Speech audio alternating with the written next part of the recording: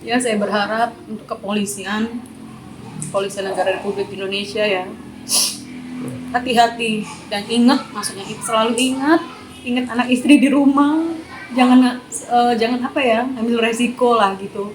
Kalau memang lagi sendirian ya, kayak suami saya kemarin ya, emang segagaran berani itu dia ya emang.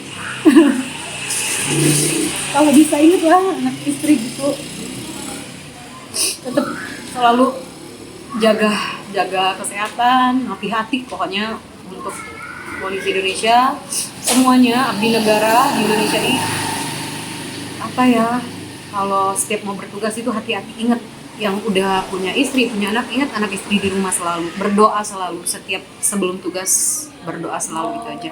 Mbak, apakah keluarga berharap ada hukuman maksimal bagi pelaku nih, Mbak?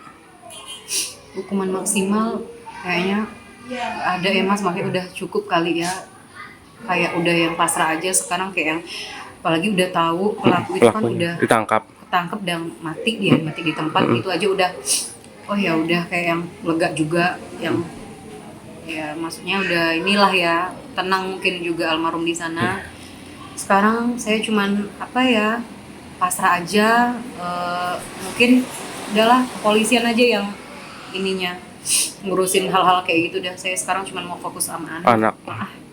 Nah, Mbak, setelah kasus ini mulai terungkap, apa Mbak yang paling ingin Mbak perjuangkan untuk mengenang almarhum nih, Mbak? Perjuangan saya apa ya, kemarin kan memang sempat saya punya usaha kecil-kecilan masak. Itu kan dia memang dukung banget Masnya itu, dia sampai bantuin saya metik cabe, bawang pokoknya ringan tangan, dia sama istri ringan tangan, apa aja Mas, dia maksudnya sama istri aja dia tuh nggak ini loh, nggak pernah ngeluh, nggak pernah mau nyusahin istri, itu orangnya nggak pernah. Kalau di mesil ada apa-apa ngomong ngeluh, nggak pernah sama sekali gitu.